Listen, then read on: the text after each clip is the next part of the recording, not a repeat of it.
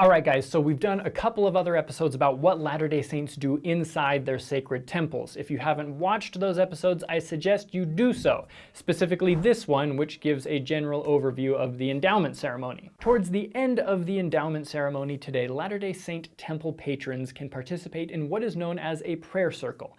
And that prayer circle is what we're going to talk about today.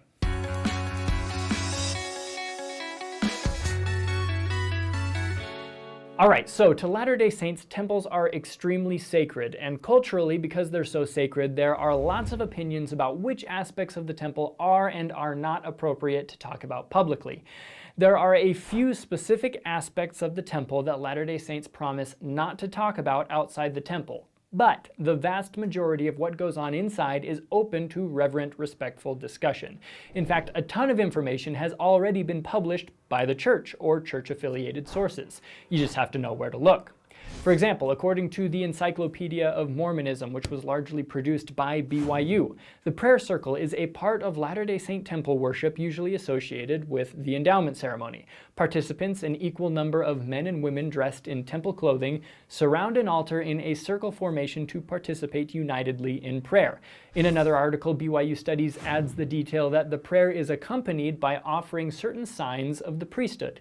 If you've been through the temple, then you know that it's those specific signs that we are not supposed to reveal outside the temple, so that's as specific as we'll get with that.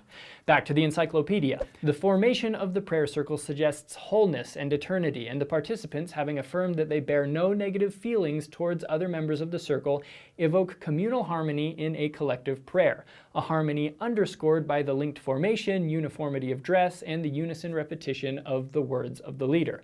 The prayer has no set text, but is, among other things, an occasion for seeking the Lord's blessing upon those with particular needs whose names have been submitted for collective entreaty. That's the prayer circle. Now, prayers said by people in circles are not exclusive to our faith. There are different kinds of prayer circles all over the place. For example, Protestants in Joseph Smith's day would sometimes pray in circles. The Freemasons in Joseph's day also had a somewhat similar practice, which was probably instructive and revelatory for Joseph. And if you want to dive deeper into that topic, check out this episode or pause to read this quote. You can also find bits and pieces of this practice in ancient times. Early Christian prayer circles were a thing, although they weren't always exactly the same. Sometimes there'd be an altar in the middle, sometimes just a person. In some, the participants would dance in a circle, in others not. So for example, in the Pistis Sophia, we read about Christ offering a prayer at an altar while surrounded by both male and female disciples who were dressed in linen garments. In the pseudepigraphal work, The Acts of John, Christ gathered his apostles and instructed them to make, as it were, a ring, holding one another's hands, and himself, Christ, standing in the midst. He said, "Answer amen to me."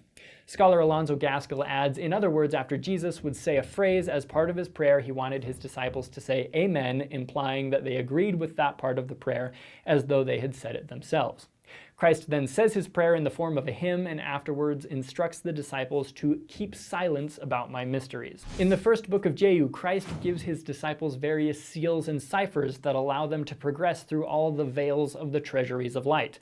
Once the apostles are instructed, Christ says to the 12, "Surround me, all of you, answer me and give glory with me as I give glory to my Father."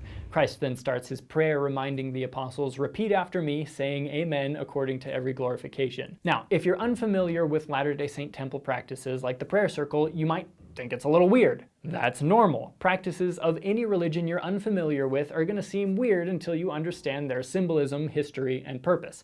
The purpose of the prayer circle is multifaceted. One purpose is to simply teach you about that method of prayer, but the purpose of the actual prayer is pretty much the same as any other prayer, but in a group setting. The idea being that the prayer may be more effective when offered in a temple of God together by a unified group. And that unity is important. As Tertullian taught, we should go not up unto God's altar before we compose whatever of discord or offense we have contracted with our brethren. For what sort of deed is it to approach the peace of God without peace? In our temple prayer circles, a temple worker leads the prayer, expressing gratitude to God and asking for blessings. Specifically, members submit names to the temple of friends or loved ones who are struggling for whatever reason. And then in the prayer circle, we ask God to bless those people. After the prayer, Latter-day Saints continue on with the temple endowment ceremony. And that's a quick rundown of Latter-day Saint temple prayer circles. Check out the resources in the YouTube description of this video for more information, and have a great day.